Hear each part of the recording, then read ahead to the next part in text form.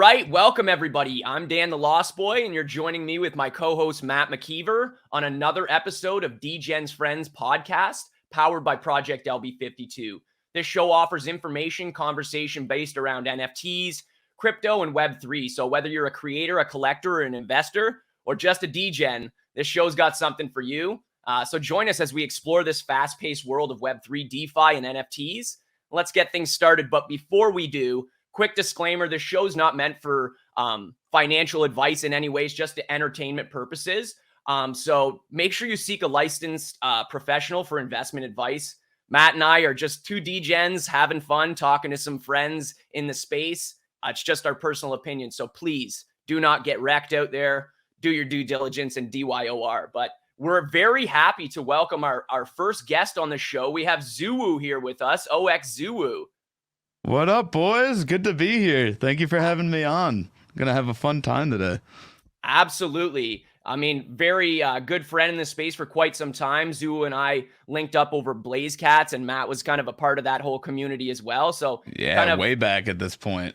That's it. We're coming full circle. So I'm glad to have you on, Zuwu. And again, kind of a very fitting first guest because you're such a good friend. So thank you, man. I appreciate it.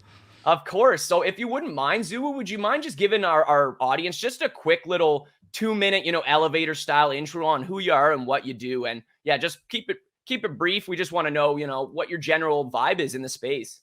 Hell yeah. I mean, I just kind of shitpost a lot. I call out a bunch of sketchy influencers and a bunch of like scams and shit that happen in the space whenever I see them. I've kind of moved away from the more like serious stuff because I'll be honest, man, some of that stuff is really anxiety inducing. But, so I like to have a little more fun with it nowadays instead of being so serious. And I've enjoyed that a lot more. Nice, man. And I can completely empathize with the anxiety. There's a lot of fast-moving, fast-paced things. And when you interject yourself into the middle of those, it can get even hairier. But real quick. Yeah, real quick. And before we jump into our regular segments, Zuwu, I'd love to have you go into just very briefly the Nate Gate situation, just surface level, because I think that was definitely a big item. Oh, that was a hell of a time. I was in, the Blaze Cats Discord. I was in there and someone kind of just randomly dropped a wallet address. And then I started looking into the wallet address and I was like, wait, is that Nate's Punk? And then I checked it by the person who dropped it, and they were like, yep, you connected those dots pretty well. And fuck, man, the rest is really history. I posted that tweet, and it just sort of blew off the top of everything. Like, I never expected it to get that crazy. I was like, I think I had 300 followers at the time. So I was like, man, that's going to maybe get 100 likes at most. And I think it sits at around 13,000 now. It made international headlines in languages I don't even know, it's just so crazy. It was such a wild time. So much, again, back to the anxiety, so much anxiety around that. But man, was it like, how do you describe it? It was like just a crazy time, I guess. Yeah, and I think it was a bit of a tipping point for the space, and I was really proud to know you and have you in my friend circle at the time, and was very proud that you were kind of the white hat out there discovering some shady business in most people's opinions. But if you guys are curious, go to 0xZuwu's page on Twitter and you can find that tweet and kind of do a little history deep dive on that Nate Gate situation, little insider trading with OpenSea. That was definitely a big moment for you, and kind of like you say, crazy time. Tipped your account into a much larger following. You're sitting, I think, under 10K now. So congrats there. Yeah, thank you. I appreciate it. Yeah, it was crazy. It shot up to like 6,000 followers, and then like nosedived back down to like 4,000, and then just slow build right back up. It's been a hell of a roller coaster, but it's been enjoyable. Yeah, and one real quick thing, because we're talking like we're 2 years history deep dive. Yeah, I know, right? This is within This was September? Yeah. This was like the middle of September, I think. It was just crazy. Just crazy how fast it moves. But really appreciate the quick deep dive on that situation and on yourself there, Zuwu. And we'll get into our regular segments here. And Matt's going to kick us off with our first two segments. So go ahead, Matt, take us away. Yeah, absolutely. And before we jump into the regular segments, I just wanted to highlight for anyone that's maybe a little bit less familiar with Nate Gate, just like an even deeper dive on it slightly, right? So essentially, Nate, who was an OpenSea employee, was arguably doing some insider trading or capitalizing based upon information he had available to him, right? Zuwu, and you're kind of the one that did a deep dive, released it on Twitter, and I guess one of the reasons I just want to highlight it briefly for everyone is one of the segments we're going to cover in a second is like normie news. And there's this saying in Web3 or the NFT space, we're so early. Well, we're literally so early in the space that like one of the biggest scandals was arguably done with like very little foresight. Like trading out the same wallet just like blows my mind, right? Like, but that's how early we are, that people don't feel like they need to cover their tracks per se, even if they are a bad actor in the space. So anyways, again, really appreciate you being on the show, and we'll jump into our first regular segment here. So this is the chill, or kill. So again, this is a play off of the marry, fuck, kill sort of phenomenon, or game. So you're going to be a little bit biased on this one, Zuwu, but we're going to ask you to try and check that bias, because the timing of this episode, it'd be crazy not to bring up moonbirds, in my opinion. So the three we've got today is moonbirds, Make, and Azuki. And so for anyone that's not familiar with these three projects, Moonbirds is a new entrant to the NFT space. Right now, the floor is sitting at a mind-blowing, at least from my perspective, 38.5 ETH. We've got the Mutant Ape Yacht Club, which is at 39.2 ETH. And then we've got Azuki, which is at 24.7 ETH. And so what would you do with that, Zuwu? So it's so hard because, like, obviously, I've got the mutant. So, like, there's my bias there. Moonbirds, like, when it first came out, like, I'd made a joke that it was like a artificially inflated, like, hyper Ponzi group or some shit like that. But, like, the more I started to learn about it, the less I started to disagree with it, I guess. Even though I still, disagree with, like, the whole price of it based off, like, who the people are. I would like to see a little more, building first, but, like, they've done some cool stuff. So, like, I think, like most things, it's the price is kind of based around what people think they're going to do. Sort of like tech stocks, for example. It's kind of based off what's going to come. So, like, I guess I could see why it's, pretty high. And then for Azuki, I love the art on those. Like, the art looks good. Their execution for that event that they did in the, NFT LA? Yeah. Like, that was beautiful. Like, people are really mad about the beans, but I don't know. I think they look kind of cool. Like, each holder got 2 of them as well. So, like, that's pretty sweet. You get one to sell, one to keep. So if I had to go with a chill, kill, I would probably, I think for the current price, I would probably, wow, that's so hard. I know. I love this segment for this reason. I think I'm going to shill mutants only because I really believe in the other side. I got into this space for gaming, and my first purchases in the space were Sandbox, because it was like one of the only things that like really had gaming started at the time. And so I, as corny as it may sound, I think I'm going to shill Mutant Apes just because other side's going to be pretty cool from the looks of it. Chill, I think I'm going to pick Azuki. I think Azuki has proven that they can, deliver on like social events, which was the same thing that kind of really solidified Bored Apes' position in the space, was like the whole Ape Fest stuff. Yeah. Like, people saw that, and that really like solidified the culture. And I think Azuki's, kind of doing that. And they're going through a bit of a dip right now, I believe, after that insane run up. Yeah. But I think 24 Ethereum is a good spot for them. And then with Moonbirds, like I said, I think I'm gonna have to kill the birds. I even posted a joke on Twitter where it's like a picture of a bunch of guns pointed at a pigeon, and I edited a moonbird over the top of it just because I thought it was hilarious. But just because they're so new to the space with this crazy run up that, like, you see a lot of like VCs. Like I saw a promoted tweet the other day where it was a guy talking about how he's a VC and he had a Moonbirds profile picture on the promoted tweet, and I was like, this is kind of, it almost encapsulates the thing that's like, it's less about culture, I'm thinking, which NFT space is like very ripe with like different culture. And it's almost like antithetical to culture and more hardcore in the business side of things with like who's running the project. So like that's why I'm gonna kill them, even though I don't hate them. I just don't vibe with them, I guess you could say. Fair, honestly fair. And that's one thing we love about this particular segment is it's very difficult. I think you could put any three projects up there and it becomes a bit of a predicament to choose one. Matt, let's flip it over to you. Shill, chill, kill. Which would it be? Sure. So I think I don't know. For me, I kind of flip flop on the shill. The other side is a strong argument for me wanting to shill mutants and cuz as well, right? There's just a lot of stuff with that other side that I think is attractive.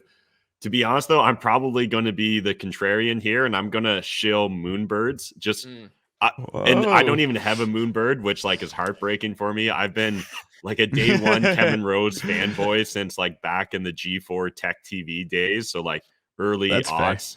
And you know, I loved Dignation, which was one of his podcasts way back when. It was literally just him and his buddy Alex Albrecht sitting on a couch, usually getting like pretty drunk, talking about like tech stories.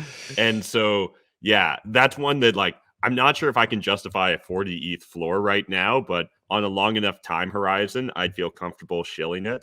I'm going to chill with the Mutant Ape Yacht Club because, again, I think they're solid. And I'm going to kill Azuki only because, for whatever reason, they're the one I know the least about, right? I just haven't been exposed to them as much. I actually really do like the art as well, but I don't know. There's certain projects where when you miss them kind of through their like initial moon phase, it's easy to be like, I don't even want to learn about this project now because it's so heartbroken that I sat on the sidelines. So that's it for me. What about you, Dan? Yeah, this is definitely a tough one. And I think for me, I think like all of us, I'm not just looking at floor price. I'm looking at some broader, you know, scope things about the project, about the people behind it. I think I'm going to shill Mutant Apes again, because I just think they've had their foot in the game for so long now with Yuga and a lot of growth, a lot of big moves. Like they were the player. And I'm not saying Moonbirds has changed that, but they've come into that conversation now a little bit. And I think that Mutant Apes, there's some sleeper tactics there. I think something's coming again with other side, with the codas, all those things that could wrap that whole thing together. So I'm going to shill Mutant Apes. And then that leaves me, you know, I got to fill that chill position. So I'm going to actually chill Moonbirds. And I think the reason there is I'm with Matt on, I know Kevin Rose's history. I know that guy's got a lot of building experience in the tech space for decades. I think a lot of people are not noticing that or maybe discrediting it. But even with that said, it's a massive floor price. They've only been around for a couple days. So I think naturally that just leaves me to want to slot them into chill and kind of just monitor and see what happens. I think we all are aware there could be a dip and there could not be. It could just continue on. So I'm going to chill the Moonbirds, and that obviously leaves me killing the Azuki. And I'm kind of the same mind of Matt there, where I just never really dove too deep into understanding what the offering was beyond face value art, beyond face value, you know, kind of roadmap activation stuff that I've seen in the space. So killing Azuki. And again, this is always tough because when you're looking at a project with a floor of 25 ETH and saying you want to kill it, it's hard for your brain. But I think it's a really interesting segment we just went through because it forces you to kind of categorize and, you know, explain your thinking of why you're putting it into that category. So that's chill, kill. I love it, guys. And like, just like you guys made the point about like not knowing too much about Azuki, like admittedly, I don't know all that much about Kevin, you know, like I know like part of his history with, you know, like what Matt was saying, but like going back, like I don't really know him too much. I see him as like a, you know, almost like a Web 2 money coming into Web 3. But like, he's been around long enough that he's done his research and stuff. But there's that, like I said, I don't know enough about him to be able to just trust someone with like a almost 40 Ethereum asset, True. Yeah, I think me and Matt are from, and I kind of picked it up from Matt, a little bit of fanboys of Kevin's, and some of the things that have transpired in the past with him and, say, Gary Vaynerchuk, who, Gary's looked to in the space quite highly regarded. For some others, completely the opposite. But Kevin Rose turned Gary on to CryptoPunks. So there's some like little, I don't know, like little tidbits of history. Yeah, you got it. That kind of, I think, for some people that know that history and were maybe around and confident in it, can kind of vouch for it. And they're calling Kevin Rose the NFT Jesus. So yeah, that's what turns me off so much, because I know what you mean. I'm so against like parasocial relationships, putting all of your trust into other people who don't quite know you exist type deal. Like, how people really look up to like Gary V and like celebrity worship type stuff, but like on a smaller scale. Like, so whenever I see that, I'm almost turned off by it. Like, I see it and I'm like, that almost makes me judge the project itself a little, even if that might be unfair.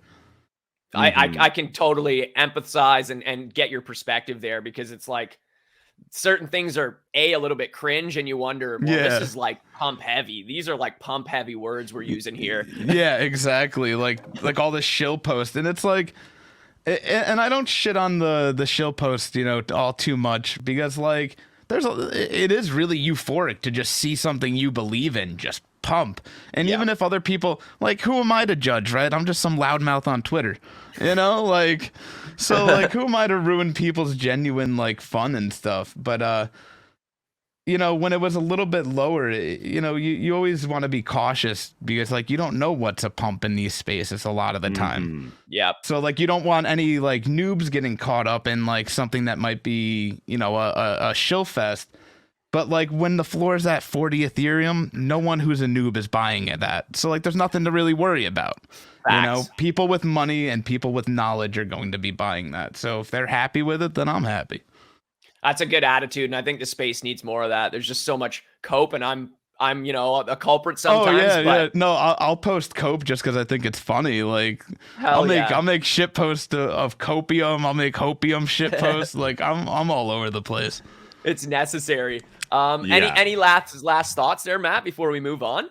Well, I just wanted to hit upon a couple things, because 100% agree with you guys on this subject matter. And, there's a DM I saved from myself back in June that I sent to like a group of friends. You might have even been in that group chat, Dan, but maybe you weren't. But it was me sending out a message. And this is just talking about like, it's so hard to predict how this market's going to evolve. Yeah. But June of 2021, me sending out a message to a handful of buddies saying like, hey guys, there's this Bored Ape Yacht Club group community NFT thing. I swear to God, I think by the end of the year, it could be at a 5 ETH floor. And like, that was me just like risking my reputation as the serious real estate investor with like this group of friends being like, I know it's just magic internet money, but I think this magic internet money is going to go for a while. And like, today, Bored Ape Yacht Club just did a new all-time record of like 138 something ETH, which like, my brain, like a year ago, my brain literally wouldn't be able to comprehend that. So who knows with Moonbirds? And this kind of even segues into our next segment, which is Normie News. But I'm just going to set it up for anyone that maybe isn't as familiar with Kevin Rose, and just, you guys will have to bear with me as I fanboy out on him for a little bit. But essentially, originally fun. His backstory is he was a host on G4 Tech TV. Then he broke off, started doing his own thing, and he actually launched a couple different companies. One of them at a time seemed like it might like win the Web 2 wars, and that was dig.com. And so that was kind of like a precursor or similar to Reddit. And there was a time when like Dig and Reddit were actually like neck and neck, and constantly kind of like growth around it. It was when Facebook was popping off as well. So like Facebook wasn't like guaranteed to be number one. And I can remember like I think it was like Newsweek had a magazine of Kevin Rose on the front of it. And again, it's usually pretty rare, even back then, for like Web 1 or Web 2 guys to be getting magazine covers. So anyways, he went on to found Revision 3, which was also like a kind of a content company way before there was like web content companies. And it got bought out by Discovery, if I remember correctly. And anyways, he's done a bunch of different things. He was at Google Ventures for a while. So I think this is really what I wanted to explore with you guys in this thread I'm going to pull up. And Dan, it seems like great minds think alike, because you actually had this in one of your segments later on in the show. Yeah. But I'm going to pull up my screen share here, and we'll jump over to a thread talking about, does Moonbirds represent like a new era in NFTs? And I really look forward to hearing both of your guys' thoughts on this. This is from Daniel Tenner, which is zwombat.eth. So Moonbirds marks a turning point in NFTs. It's not about Moonbirds XYZ specifically. It's about the whole market. As an experienced startup person, I can see a pattern emerging here. It has some important implications for the future of NFTs. Read on to find out more. And so I won't bore you guys with all the details of this thread. I'm just going to summarize it. Good chance you guys probably already read the thread. At least I somehow missed this one. Oh, did you? Okay. Yeah, well, This is a nice one. High level, what the I'll have to thread's read it. Yeah, what the thread's talking about, and we'll have a link in the video description down below for any sure. viewers that want to do their own deep dive. But essentially, he uses Yuga Labs as an example, and then he also brings up Pixelmon actually as an interesting example as well. But talking about how NFTs seem to be really moving towards the direction of like fundraising rather than just being about like an art project. And I definitely agree with that to a certain extent. At the same time, I think one of the biggest counter arguments to this, or one of the reasons you'll see so many degens want to push back against like A16Z, right? Mark Andreessen and Ben Horowitz's VC firm, which bought into Yuga Labs, and reasons why a lot of people will want to FUD guys like Kevin Rose is, do we want the same guys that won in Web 1 and Web 2 to just automatically by default win in Web 3? And I think that is an interesting discussion to explore. And then finally, the last question here is this going to be the way that most companies decide to fundraise? Because there's a common saying in the VC world, which is like fund everything and then just figure out what wins afterwards, right? So like, we'll just cut checks to all these different companies and hopefully one of them will become the next unicorn. We'll make our billion off of that, and that'll cover us for all the other losses. And one of the arguments you'll see in Web3 right now, and Daniel makes it in this thread as well, is that, hey, this is more like a democratization of this entire thing, where now it's not just like billionaire VCs that get to participate in these kind of internet lotteries. And sometimes it literally feels like an internet lottery, the NFT space, but it's now like random degens like us that can also participate. So again, we'll have a link in the video description down below. I encourage everyone to do a deep dive on this, but Dan or Zuwu, who wants to kind of jump in first and chat a little bit about this? Zuwu, the floor is yours if you want it, my man. Sounds good. Yeah, see, like, that's the thing. I didn't know, too much about Kevin. So, like, hearing his backstory, that's pretty, honorable. I could see why people really put trust in him and whatnot. But, it kind of goes back to, like, what you were just saying. Like, do we really want the people of Web 1, Web 2 to win? And it's like, I don't care if they win as much as I don't like the chance to control the narrative, I guess. Which is like, because Web3 and NFTs were really built around like tight-knit internet culture, I guess you could say. So like when you get like big names in here, you start to see like, the narratives of Web3 start to be controlled. But then at the same time, you got like Yuga, for example, pairing up with Animoca Brands and all their, didn't they get funding from A16? Yeah, I believe. Yeah. So like it seems like it's hard to keep those stances as we want this bigger, broader adoption. It seems like we're going to need these people who already know how to do it to prevent these other Web3 companies from failing to do it, because they have the experience of all the Web 2 building. They know a lot of the stuff about like how these very fast technological spaces move very fast and how to not only maintain it, but then how to build it. So it's like, as much as I don't like it, I understand that it's almost a necessary evil moving forward if we want the broader adoption we always talk about. Great point, Sue. And you kind of completely agree to most of your points there. I think this is something that is a dual-edged sword where, to see that influx of capital and liquidity come into the space, there's going to be some Web 2 culture that comes with it, some Web 2 mindsets that come with that money and that again, big bubble of liquidity. So I think it's overall going to be good, but like ZuWu said, I think there's going to need to be some pillars in the space that are, holding the torch of what Web3 intentions were from the get-go, and hopefully, keeping some armor as this big VC money comes in. But I think the big VC money is going to make things scale a lot faster. As ZuWu said, There's going to be some experience coming in from some of these Web 2 tech builders that will definitely translate into Web 3. And we're seeing a little bit of that with Kevin Rose right now with, he's obviously got a leg up from his experience, and we're seeing it in terms of floor price, all of that. And it could even just be network and relationships from the Web 2 world. But again, I think it's a double-edged sword here where we're going to need to see a little bit of, like this thread calls it, fundraising and kind of Kickstarters for some of these projects, because I think projects is a word that's going to slowly phase out, where, like Matt said, it's not just like a four friends Bored Ape style getting together and an art project takes off to make billions. Yeah. It's going to be intentional brand and company and, decade long brands and things that get built here, and they need to be funded. Exactly. And I think we're going to see the space start to slow down a lot more as like we had that crazy pump, the we're actually really early pumps that we've seen. And like, there's still going to be more to come, no doubt, but I think it's going to be fewer and further between until we start almost moving at a pace that's more traditional to crypto growth instead of this parabolic NFT growth that we've seen.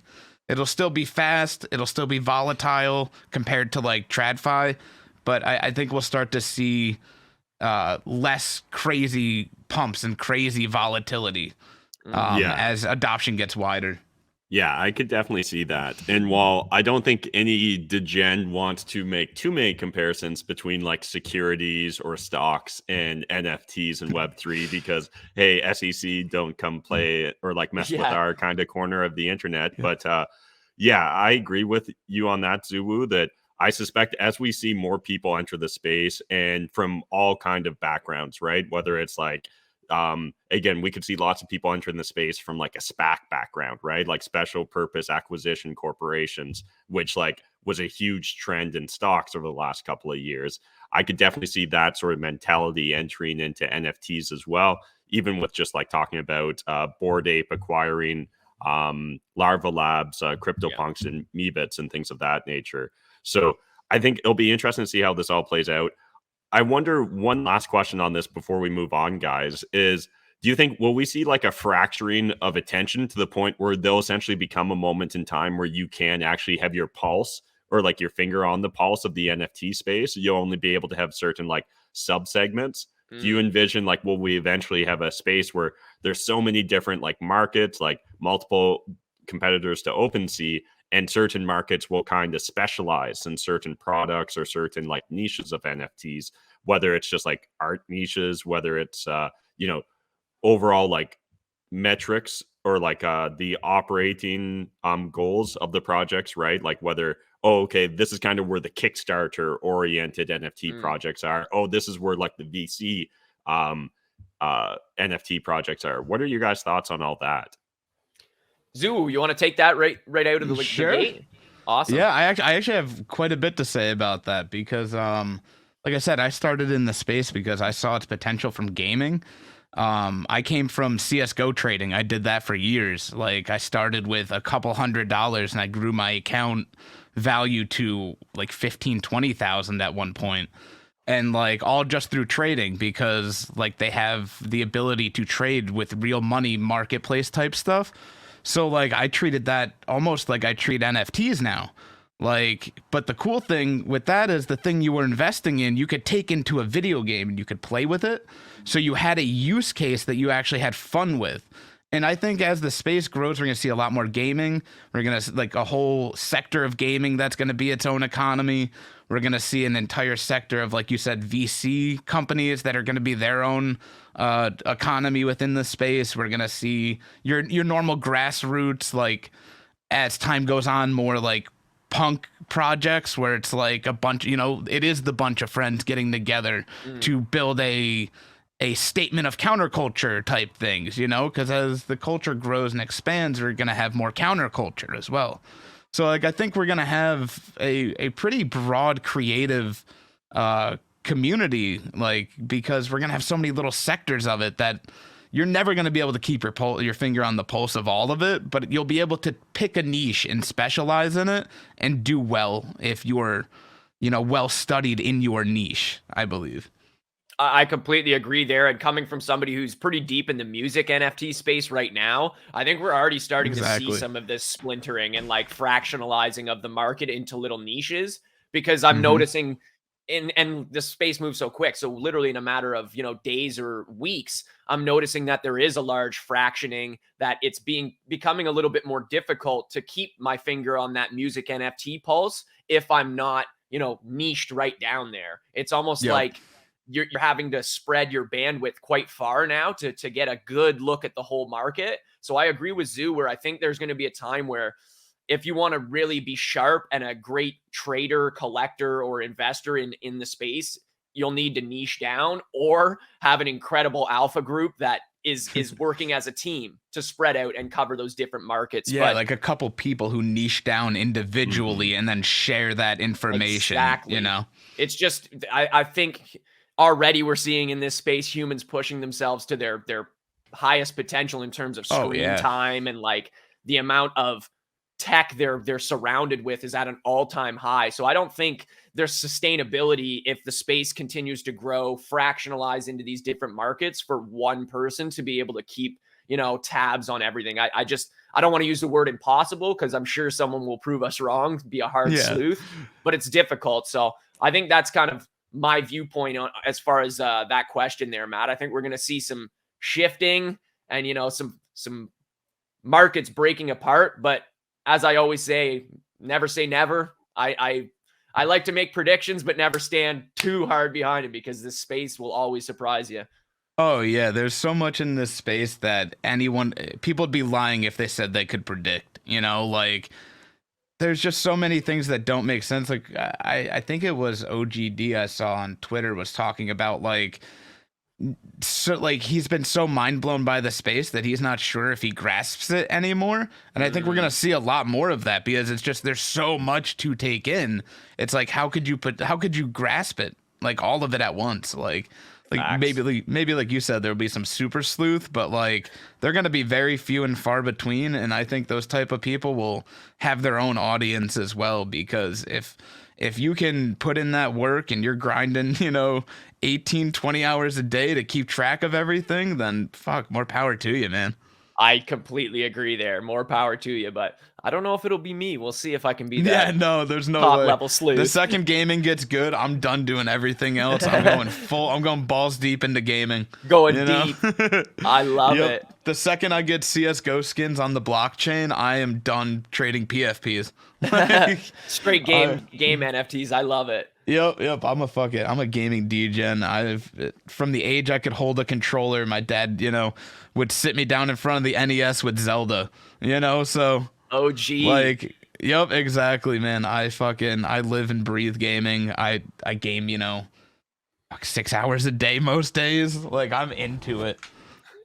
I think it's safe to assume that ZuWu will definitely be honing in on the gaming side of things if the market does really sever off into niche. Oh yeah, 100%. And it's funny that you guys talk about how like things are going to become more Kickstarter like, because I was literally just talking to a group of friends who are looking to potentially make moves, and they were kind of talking about the same thing, like using it to fundraise while also adding value along the way, but making sure people who would like to buy in understand that, they're fundraising a game. Those could take 2, 3, 4, 5 years to build. Just like a Kickstarter, you fundraise a game and then it could take, multiple years to build. But like as long as you can provide things to your holders along the way and you keep them happy the whole ride, monthly updates, maybe if you're building a game, you drop them like a skin that'll be coming in the game like once every couple months or whatever. I think we'll see a lot of those Kickstarter, NFTs take off. And sure. hopefully really build some cool shit with it. That's what I was going to say. Hopefully the real deserving ones out there get that funding to build something great. Yeah, exactly. It's kind of like what Loopify has done with Treeverse, and the Timeless characters. When they did Timeless, like a lot of people were like, oh, 0.2 mint, I should get it for free for holding my plot. But what they were doing with it is using it as a way to raise funds to hire more people for the team, the game, and all that stuff. So, like, I think we'll see a lot more of that because not only is there a track record of success with, Loopify and Treeverse, but there's just so much potential that's untapped at the moment. And I think that we'll see a boom in that in the next 6 months, honestly. For sure. Yeah. 6 months is like, a year. It's like, yeah, it's like yeah, exactly. It's so much time in this space. Literally. But we'll chug along to the next segment here. We're going to go into our Twitter thread breakdown, a little deep dive on a topical Twitter thread. And as Matt said, we kind of doubled up on a juicy one for the Moonbirds. So I had 2 here. We're going to get into this MetaMask iCloud compromise Twitter thread. This is right from the official MetaMask page. And just going to get my screen a little bigger here so I can read clearly. I can read it for you if you want to, Dan. Please, Matt. I'd really appreciate that. Sure. So from the MetaMask Twitter account, if you have enabled iCloud backup for app data, this will include your password encrypted MetaMask vault. If your password isn't strong enough and someone phishes your iCloud credentials, this can mean stolen funds. Read on. It's a 1 of 3. Number 2 was you can disable iCloud backup for MetaMask specifically by turning off the toggle here, settings, profile, iCloud, manage storage to backups. If you want to avoid iCloud surprising you with unrequested backups in the future, you can turn off this feature at settings, Apple ID, iCloud backup. So that was the thread. Beautiful. Thanks, Matt. And yeah, I wanted to dive into this because it was pretty topical this past week in the space. A lot of people retweeting it, talking about it, and making others aware of it, which is something I love to see in this space. As we were talking earlier, ZuWu, a bit of a white hat in the space, and just to see more of those popping up and everybody, in their personal discords for their projects or on their timeline, trying to get in front of things like this. And as somebody gets the info, rolling it out in, obviously MetaMask with an official thread, but everyone flipping it and saying, hey, make sure you guys are looking at this. Your assets could be compromised or, not as strongly guarded as you think. So I definitely wanted to dive into this really quick because I think it all started, and I'll have to dive in and fact check this, so don't hold me to it. But I believe somebody involved in MetaMask early on was tagged in something and publicly stated like, no, that's not a problem. That's not something that's possible for it to happen. Like, you couldn't get into the iCloud and weasel their way into your MetaMask.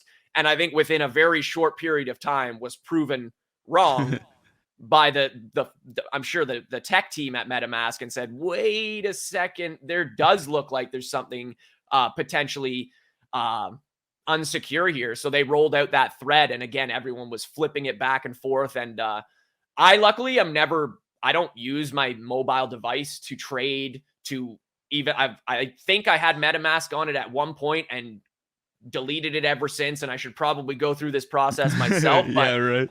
Not just to make sure, but little disclaimer for everyone. Make sure you dive in. If you are using MetaMask mobile, if you are trading your NFTs from your mobile device, and it's an Apple device specifically, definitely check the link in the bio or the description of this show for that thread from MetaMask, and take the precautionary steps it's telling you to, just to make sure you're good there. But again, a general kind of piece of advice is, if you can, do that on a secure, isolated desktop computer that has no other, unsecure potentials on it, where it's almost a computer solely used for trading. But I'd love to open up the floor and just ask Zuwu first, did you hear about this? And then B, just what were your kind of thoughts, and did you react quite quickly, or did you need to, because are you similar to me where you don't trade on a phone? Well, one, I use Android, so like I don't have to worry about the iCloud backup stuff, and I used to trade on my phone, but I took it off a while ago. Like, as my wallet started getting bigger, there was more to compromise if my phone got stolen. And like, I knew about the whole vault thing because a couple months back, my wife's computer shit the bed, and we couldn't find the piece of paper we wrote the seed phrase down on. So I was trying to get the old hard drive to dig through the Chrome files, because your vault actually, your Chrome saves your vault file, and all you need is your login password to access that. And most people don't know that. And so we were trying to recover that because we didn't have that seed phrase. We ended up finding the seed phrase before recovering it. But like, the same thing applies on iPhone. Like, it keeps your vault key. Like, and people, I really don't think people realize that's stored locally. Like, that is something that if you download the wrong thing, like in the Creepy Club Discord, for example, a week back, a guy had downloaded a PDF for something, and immediately after that PDF downloaded, his wallet was drained. He had no clue how it happened. He was like, I didn't put my seed phrase in anywhere. All I did was open a PDF for a white paper for something. And it ended up wiping out his wallet. And how they do that is they target specifically where that file is stored in your Chrome browser data, just in your normal files. And then usually it's paired with a keylogger. So the second you log into your MetaMask, they've got your password through the keylogger, and then they just use that on the vault file, and they can get your recovery phrase. And like I said, the same thing. Yeah, the same thing happens through iOS apparently, which I wouldn't have thought of until I saw that thread. Crazy. And what was your thoughts, Matt? Did you see this thread, and was there any reaction from you? Yeah, I definitely saw the thread. I knew that I wasn't at risk from it, so I didn't deep dive on it. But just in general, this stuff, like when it comes to playing in this realm of cryptocurrency or DeFi, it's so important people understand there's no undo buttons, or very rarely is there an undo button. And I guess just like tangentially building upon that, a couple quick stories here.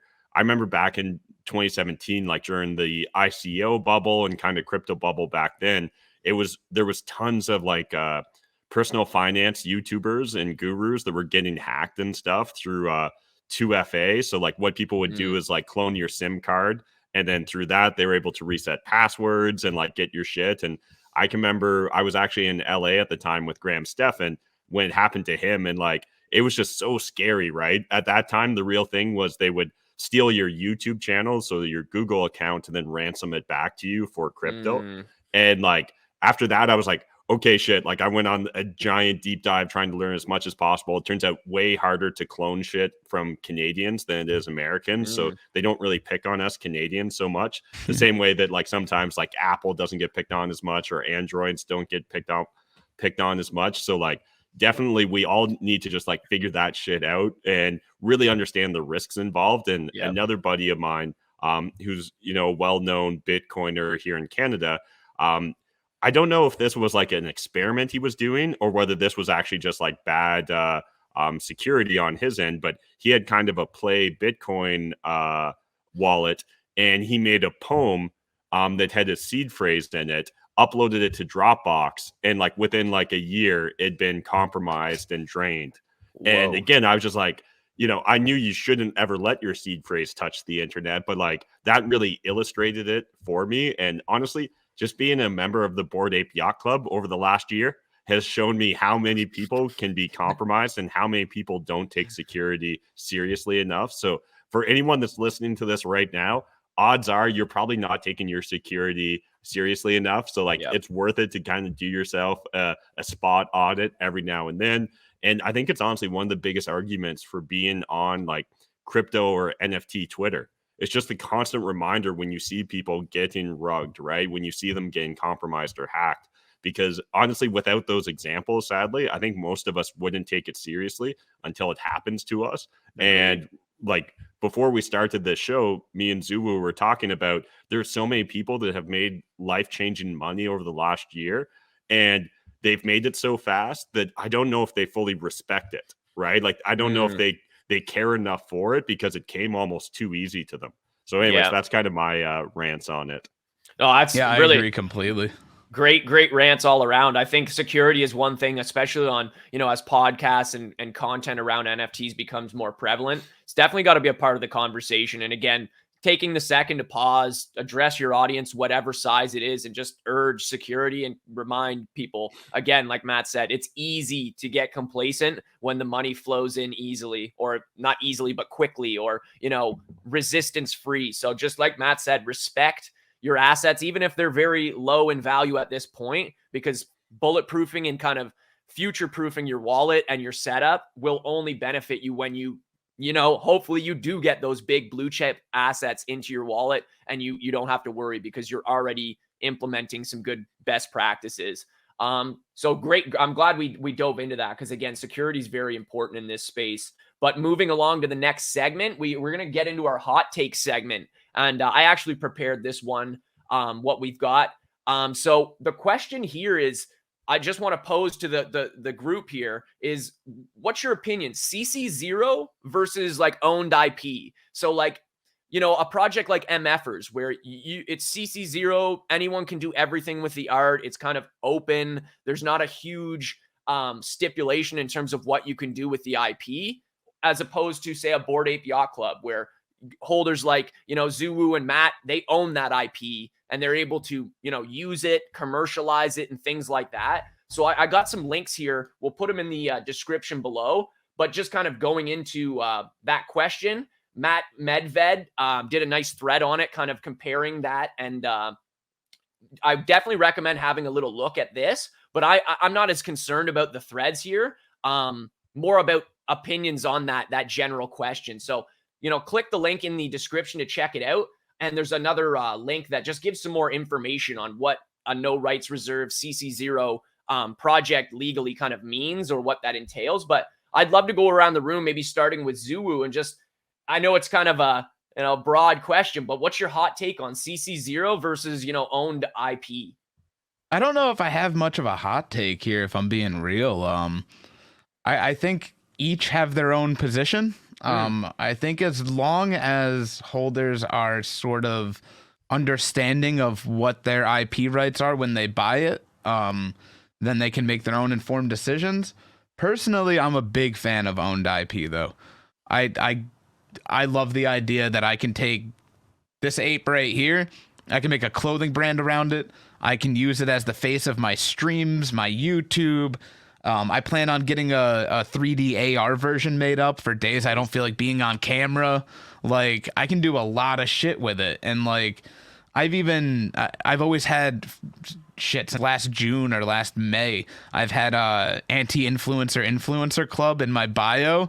And like, there at some point, once I get, more established, I plan on making clothing around that, and I can use my ape to represent it. Nice. Or, there's just so much that you can do with that.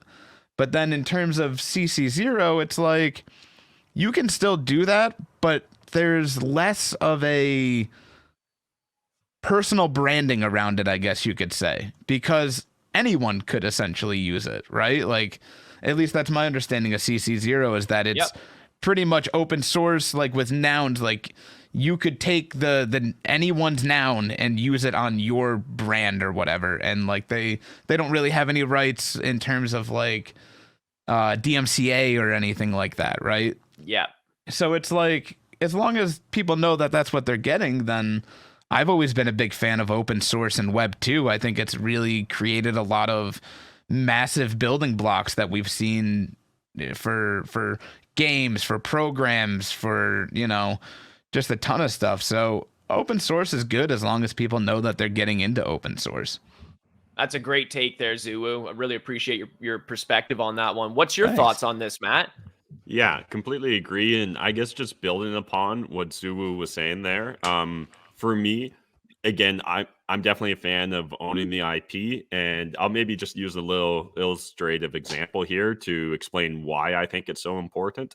Honestly, maybe history would have played out the exact same way it did, regardless. But I personally think that the owned IP was a critical success factor for the Bored Ape Yacht Club versus like the CryptoPunks. So up until Agreed. very recently with the CryptoPunks, there was kind of, I forget the exact term, and if you guys know, just chime in. But like there was a limitation to how much you could really use it, right? So like Yeah. you could use it personally, you could make your own stuff. I think there was honestly like, if I remember correctly, and maybe I just overheard this in a space and it's fake news, but I feel like there was a cap of like $100,000 USD per year you could profit off of your image. And then after that, it like you weren't allowed to, or you need to talk to Larva Labs in order to do it. I personally think that part of the reason the culture and community is so deep in Bored Ape Yacht Club is from day one, people understood that they could actually build a business around their ape, right? So like, you know, recently we saw the Bored and Hungry like fast food restaurant open up, right? We've seen so many people put their apes on merch for themselves and selling merch. There's been multiple beverage companies, right? So there's like a coffee one. I think there's been multiple limited runs of like different alcoholic beverages. I haven't heard of any licensing around cannabis, but I'd be shocked if there wasn't licensing deals for cannabis as well. Yeah. And there's just so much going on there that I think it allows your community to commit harder to the community, because they can actually like integrate it so directly with their own personal business or their own personal passions, and like pull the community and culture with them in that direction, versus just being like, okay, like pump my bags on Twitter nonstop and shit like that. So again, I agree. As long as people know eyes wide open going into it, doesn't really matter in my opinion. But I personally think for people that want to really, if you were ever trying to recreate the success of Bored Ape Yacht Club, I don't think you can overlook that aspect of it, because again, I just don't know how you'd have a community care to the same extent when you've got people there literally like, I might build a chain of restaurants around my ape. Well, that's a pretty hard commitment, right? And like, again, if you think about how that would impact different things, just the ability for that, like that brand to proliferate across the internet and across different businesses and niches and industries and all that jazz is just, I think there's something special to it. Yeah, I agree completely.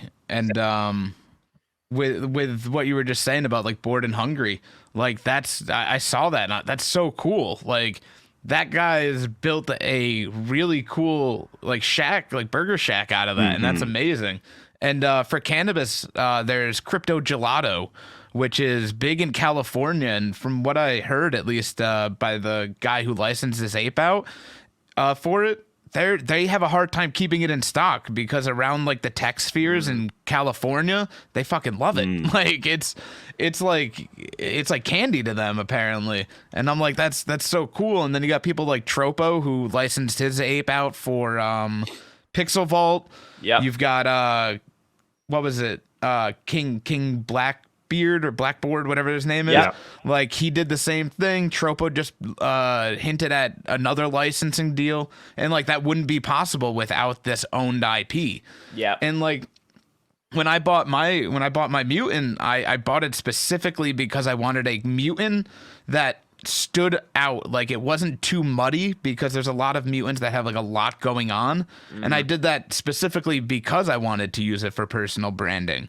So like when I bought into it with that idea of using it for personal branding, because we have the rights to it, and that's amazing.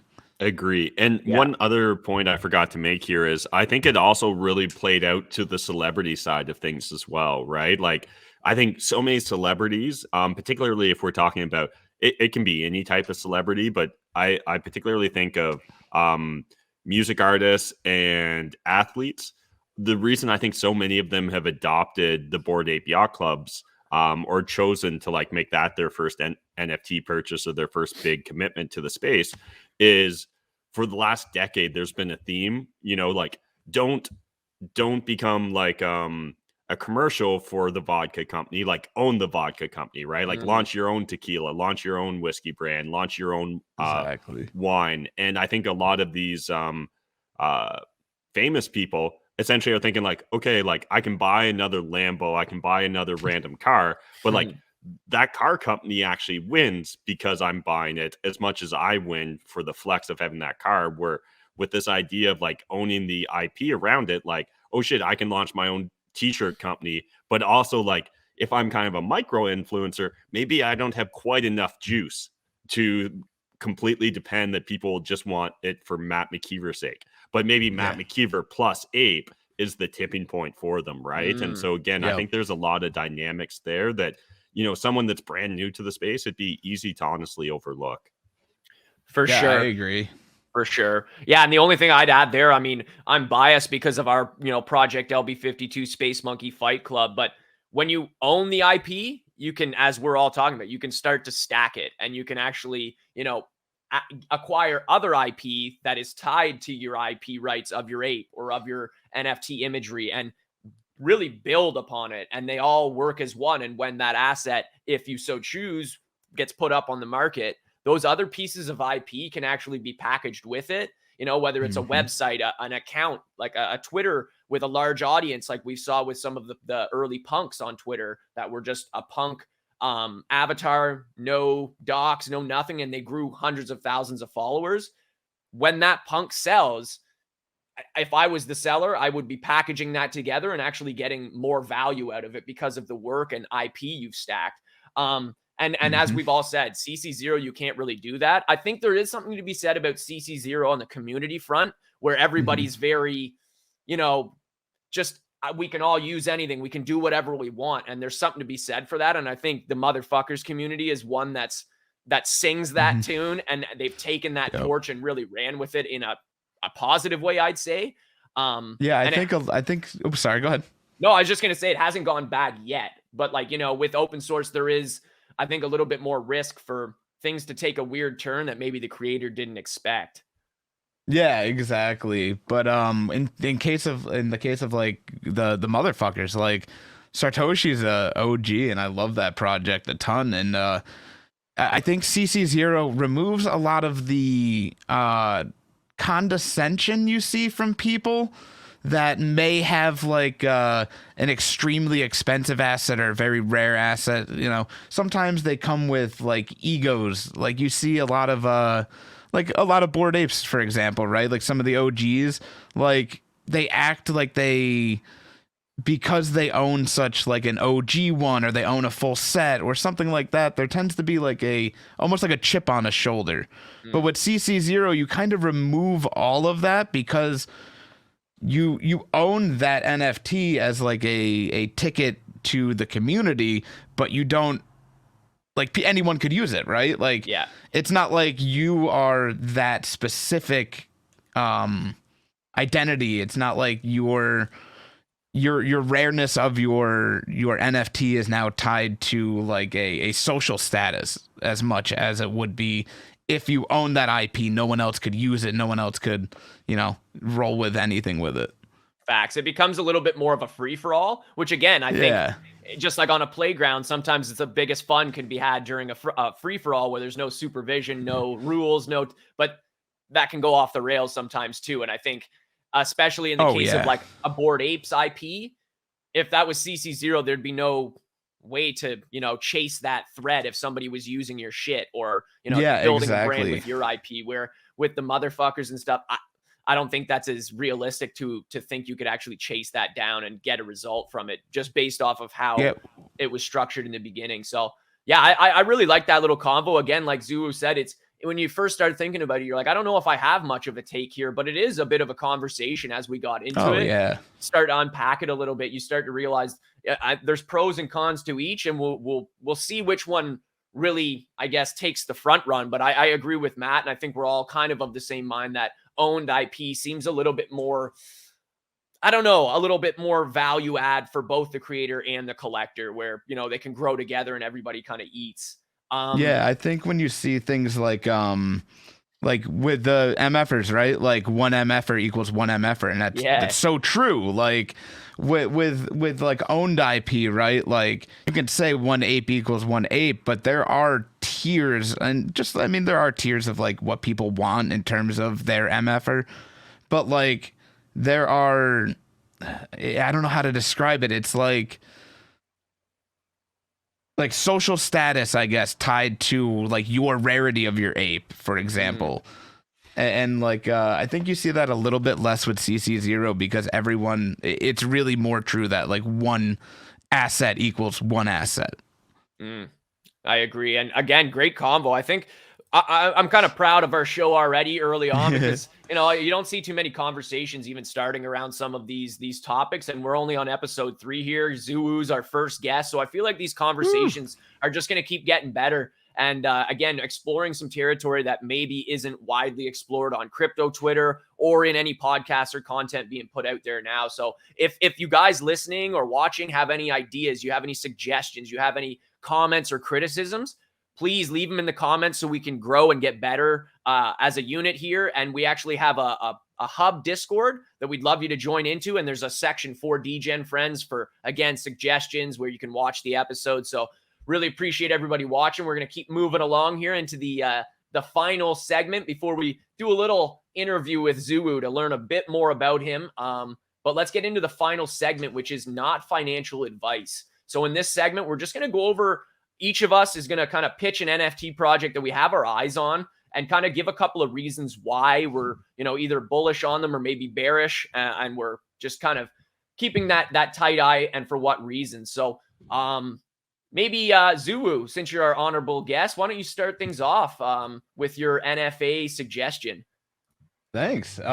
Mine, I mean, first I'm going to start off by saying I own like 6 or 7 of them, full disclosure. Nice. But Creepy Club. I love fucking Creepy Club. I've been a big fan of Creepsure and Junkyard for a while, and I didn't really know Tomorrow Man, but then seeing his art, I love it. Like, it's a community where like 3 individual artists came together to make a 10K collection, and it's evenly split between each artist. So each artist has 3,333 pieces in the collection. And I just think like the power of artists coming together to make a collection is just very cool, because it's not just one artist. It's not just reliant on like one figurehead. It's like you combine communities, you combine people who have different styles. Like if you can tell here, like the Junkyard stuff's more like the black and white old school rubber hose type stuff. Whereas the Creepsure stuff is more of like a psychedelic take on the rubber hose style.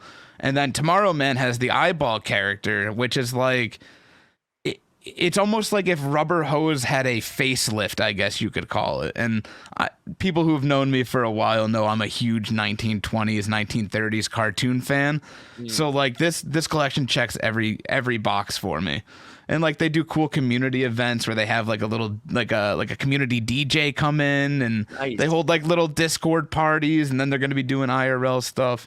And I just think the theming of it, like seeing some of that stuff IRL under a black light or something, I don't know. I think it's just going to be a cool ass time. So like that's definitely my favorite collection aside from like Bored Apes and like gaming stuff. Nice, man. I really like the artwork there. I've had my eye on them. I think even from following you, picked up on the page. Yeah, probably. I was talking about them for a while. Yeah, I really like the artwork too. And like, I haven't dug too deep into the community, but I appreciate you giving them a shout out, and I'm sure they do as well. If you guys are interested, we'll put the Creepy Club link below. Have a look if you're interested. NFA, but not financial advice. Always. That's why we just made it easy and called the segment "Not Financial Advice." Yeah, exactly. I love it. I love it. So Matt, do you want to pitch us what your kind of project of the last little bit is in your mind? Sure. And I kind of flip-flopped on this. So if I was trying to like not give financial advice, but say, hey, I think there's a project here that's got some upside, I think I might actually like go with Meebits. If someone was kind of looking for that mid-tier sort of project, I don't know, the fact that like Meebits are almost, 50% of the value of a Bored Ape Yacht Club. But I was actually going to use this to almost just solicit Zuwu's opinion on the codas. So I imagine you know what I mean when I'm talking about the codas here, but I believe this is a coda, if we're not mistaken. But yeah, what are your thoughts on it? Like, is this?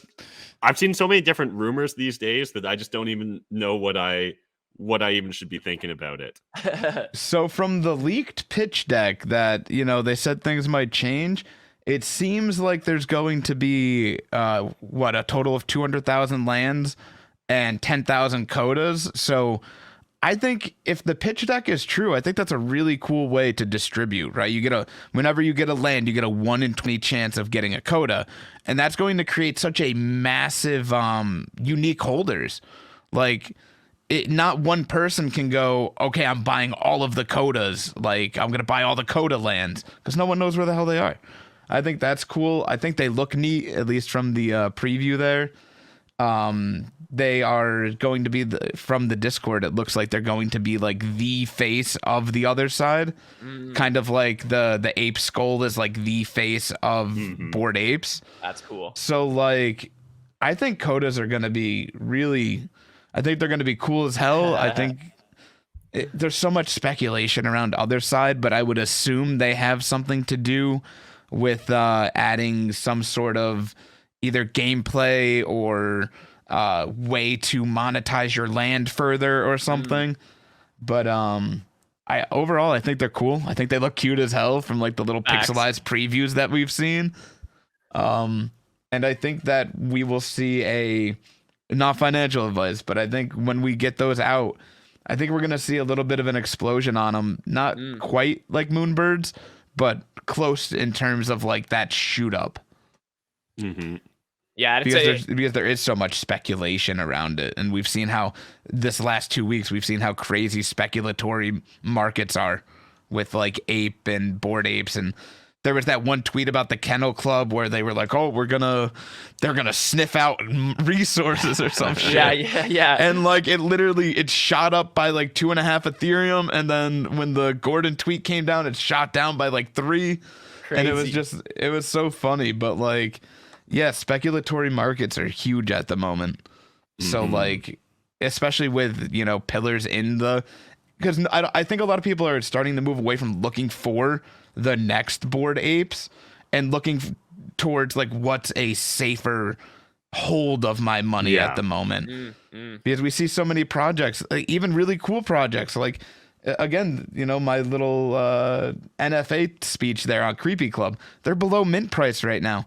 Like, that's so crazy to me. Like, and there's so many awesome, really cool, like really in-depth projects that are just barely above mint price or having a hard time minting out, or like just there's so much, like, no one's like taking as many risks, it seems. They're looking for safer bets. And I think Coda's being tied to other side Bored Apes, Animoca, A16, the whole like brand, like the whole world that Yuga's building out. I think like people are going to consider those really safe. So I think we'll see them pop like real big when we get them out. I agree. I think if that's an entry way for some people to get exposure to that Bored Ape, Yuga, other side ecosystem, I think there'll be some newcomers, some fresh money if that's the way it rolls out, where there's some public availability. I'm sure people will be just knocking each other over to get to the opportunity, and I might be one of those people.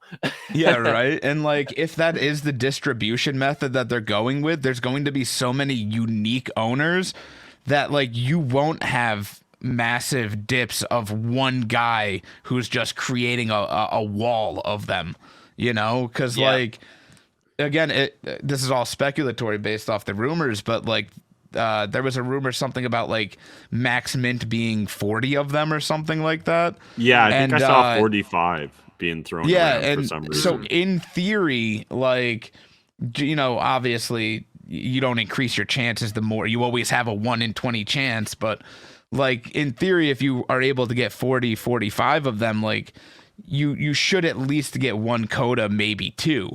So like at most, like people will have 2. Like, no one can create a massive paywall. I like and that. I think that'll be very important to their price action. I think you're right, and probably healthy again for, like you say, that unique holder count. I'll dive into mine real quick as we wrap this NFA segment up. So I've chosen Jack NFT. This is somebody I learned of literally this past week. He's a kind of a one-of-one artist. Does some collections or some like fungible tokens with multiple copies, but he's got a unique style, kind of X copy. I hate to compare artists because I know sometimes if it's not somebody that inspires them, it might be a bit insulting, but X copy-esque, very GIF, fast twitching colors and really cool artworks. But I was actually exposed to them. And if you wouldn't mind, scroll up to that MFers there, Matt, the green zombie.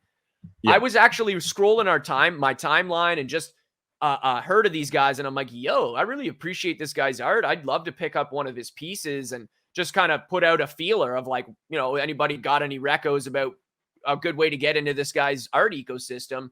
And the community is so strong that somebody saw that kind of call to action and like, hey, help me out. And they literally just sent me one for free. Oh, that's cool. Shit. Yeah, that's awesome. So this MFer version, and if we clicked on it, Matt, it does, I think, have a bit of a GIF aspect to it, a little bit of movement, almost like a video. Oh, that's so sick, dude. As fuck, right? Like, so dude, I see what you mean with the X copy, like esque art. Yeah. And like, I mean, I don't think that's a bad person to be compared to at all. Like, his shit's insane. It's crazy, and not a lot of people do stuff like that, Agreed. And this guy's actually, again, very like positive community, especially if somebody's willing to just gift you something to have you come into the fold.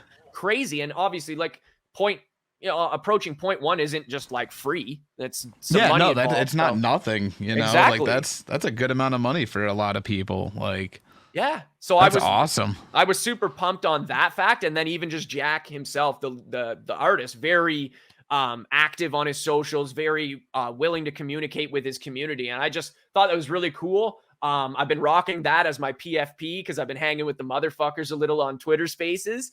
And yeah.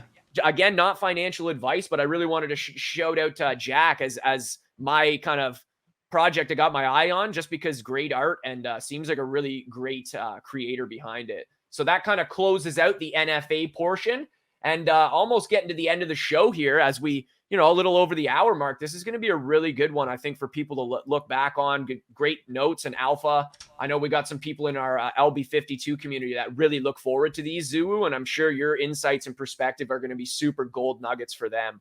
I'm sure it'll create a bit of conversation as well, exactly. Which I love. Like, I have no problem in taking new information and then changing my opinions on stuff. So like, I love starting these like conversations that you see pop up from little more controversial jokes or takes, For sure, man. And I think, like you were saying, we need to have those sometimes tougher conversations with people like yourself that are willing to open the brain a little bit. Preconceived notions are willing to be, deteriorated if there's some research or new information that challenges it. So I like I say, it couldn't have been a better person for our first guest. And on that note, Zuwu, of course, man.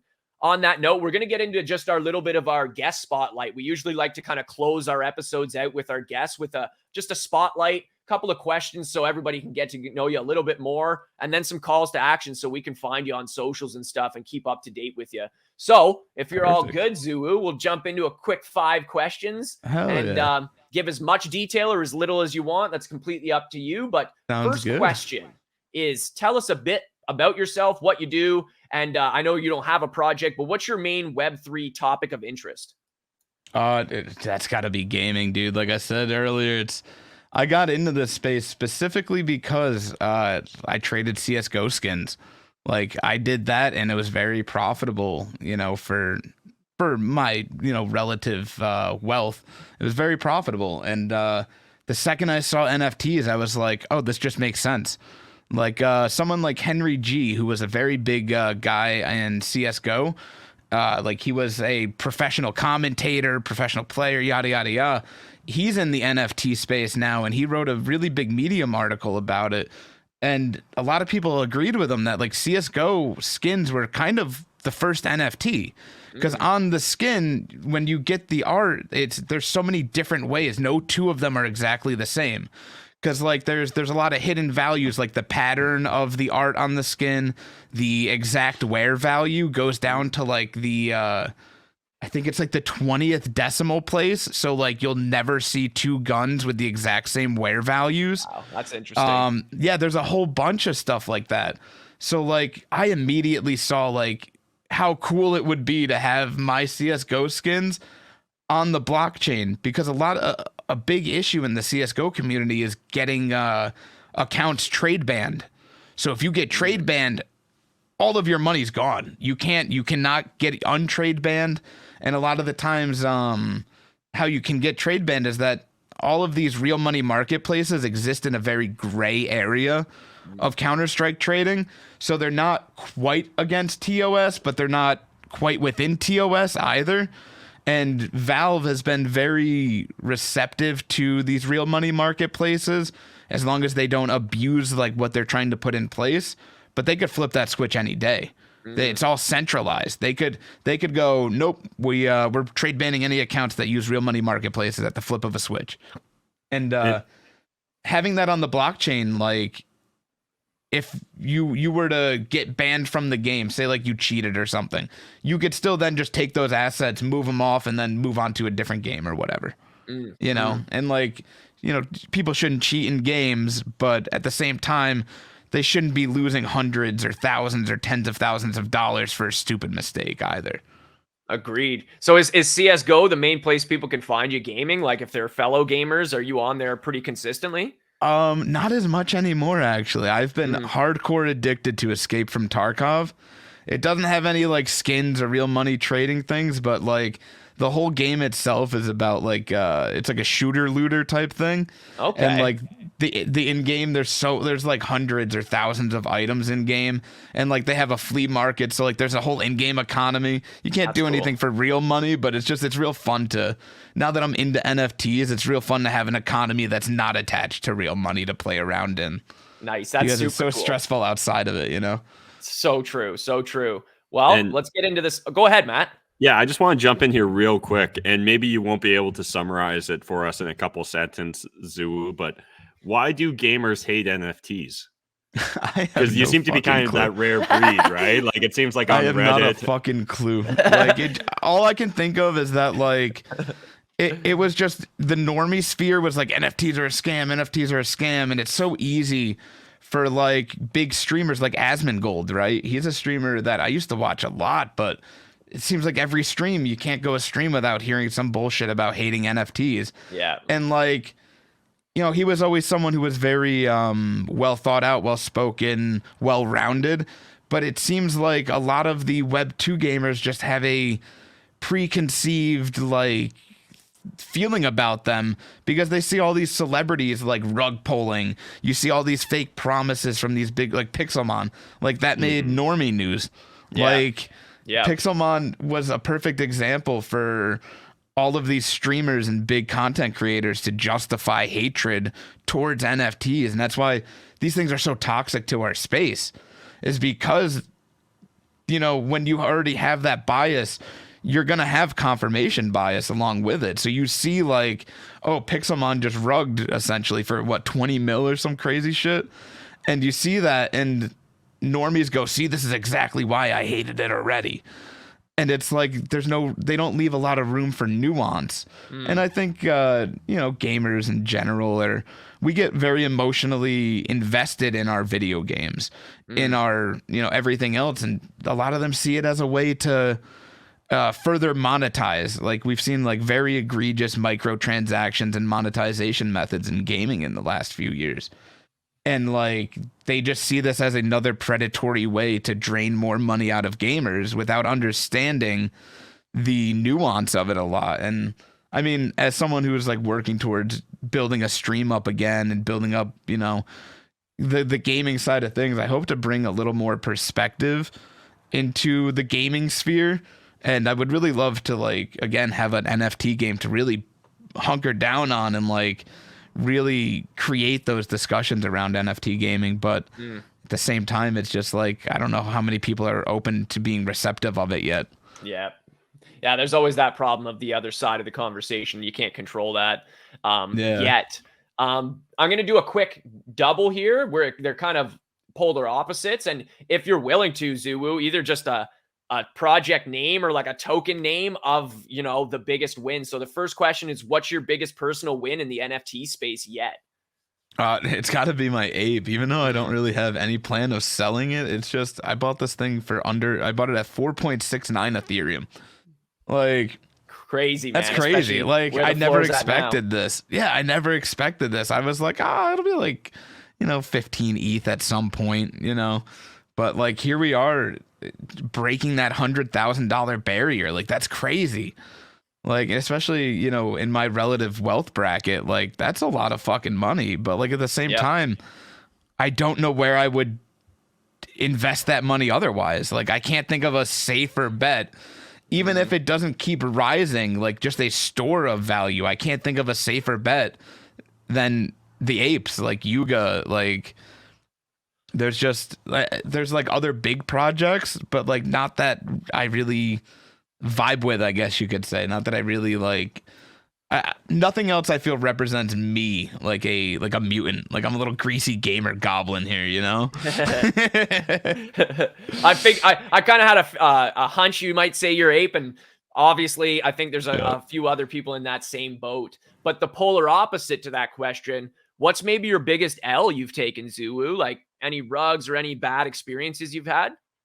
I mean, I've been through the whole degen minting phase where I'm minting fucking anything. I had a wallet that I only kept Ethereum I was willing to lose in, and I was just like, I was minting projects that would drop a random fucking Etherscan link on, Twitter just to try and get some stupid flip. So like, there was always like stupid little rugs around there. But I think like my biggest opportunity cost was probably when I first started to understand PFPs a little bit. Well, I guess even before that, I guess my biggest opportunity loss was not minting Bored Apes, right? The night mint started, I heard like a little bit of people talking about it on Twitter, and I went to the page, I screenshot it, I sent it to my wife, and I said, why would anyone pay $300 for a picture of a monkey? And that has to be my biggest fucking L ever. I had like 2 Ethereum at the time. I could have minted a bunch of them. And then by the time I finally got it, they were just above my price range. And I was like, I'll just mint things and I'll flip into it. And I minted so many fucking L's with that mindset. Because like the flipping into it mindset was just very unhealthy. I was like so hyper fixated on like, what's the next flip? What's the next, like, how do I get there? And like, even though I made some money along the way, like, it took way longer than it should have. And I probably could have bought an ape had I just held on to what I had and stacked a little more IRL money into it like every week, Yep.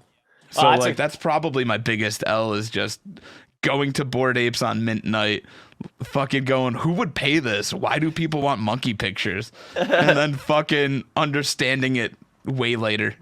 True. I feel like that's a lot of people's maybe, and if they dig back in their mind, that's an L for them, of just hearing about it and ignoring it, or not giving it as much time as of the day. Yeah, I hard faded it, and because like I said, I came from gaming utility. I was like, what is the utility here before anyone even, what nowadays the utility is like, what's the utility is a meme. First question. Yeah, it's a meme nowadays, But like back then, coming from gaming, I always liked the utility of being able to take what I have and use it in a video game. Like just like having the PFP, right? Like you could take a very expensive skin in the Counter-Strike and people are like, whoa, you get like that little flex, and it's a good investment on top of being a good little flex. So it just feels good. And like at the time, I didn't understand that because I'd never used social media like Twitter or Facebook all too much before. So like I didn't really get the flex of a profile picture. So I was like, I don't need that. No utility. And now looking back, I'm like, this is the dumbest fucking thing I've ever done. All right, we're going to wrap up our little guest spotlight here. We got 2 more questions. I'm going to kind of just combine them into one here. Do you have a tip, Zuwu, for, creators, collectors, or investors in the space? Something, that's a little piece of alpha for them. Security. I mean, we talked about it earlier in the stream. Security's fucking huge. Like, don't download sketchy PDFs. Don't click sketchy links. Facts. If anything, like you said, have a little laptop that you only transact crypto with. You can buy a fucking Chromebook and like $150 Chromebook that you can just transact your crypto with.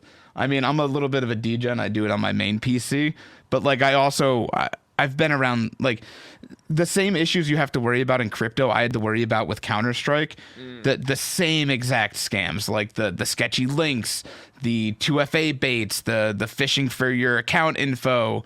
Like there were things like, oh, click this link if you want to join my team. We're doing a $500 tournament this weekend. And you'd go there and it'd be like a fake login. So you'd give them your Steam login on accident. So like a lot of those are like the same scams you see now. And I think like, sadly, people usually have to fall for them first for other people to become aware of them. But I think like really just doing your due diligence of studying security, studying these common types of scams, these more uncommon ones that have a little more of a technical side to them. I think like if you have an account value that's worth more than a ledger, you should probably have a ledger. Like that's the other thing in terms of security. Yeah. Like I even waited a little too long. My account hit like 10 grand before I got a ledger. And like, I felt really like there's so much anxiety about it. But on the other hand, a ledger doesn't stop you from getting hacked. You still need to understand like what you're doing with it, the transactions you're signing, the, everything else. Great answer, man. I was hoping you went that way, but I can't put words in your mouth. And the final quick question is, if you could recommend one key person to follow on crypto Twitter or any social media platform, who would that person be, Zuwu? And you can say yourself. No, hands down, it'd be Punk 6529. True. He offers so much information, value. Like he's probably one of the most well thought out, one of the most well educated people that anyone who's new, you sit them down and you say, read this guy's threads for the next 3 hours. And like, they would probably know more than the average NFT guy who's been in the space for months without reading any of those. Amazing. Like the security, the trading, the not getting caught up in the hype and the FOMOs and just all of it. He offers so much information. Like I can't think of a better person. Great reco. And we'll put his @ or his handle, his Twitter link down in the description below. And on that note, Zuwu, as we wrap things up, where can people find you and your stuff online? What's your main squeeze for socials? My main squeeze is really Twitter. Nice. 0xZuwu on Twitter. And I do like streaming and stuff, but like all those links are right in my pinned post. It's the same name across Twitch, YouTube.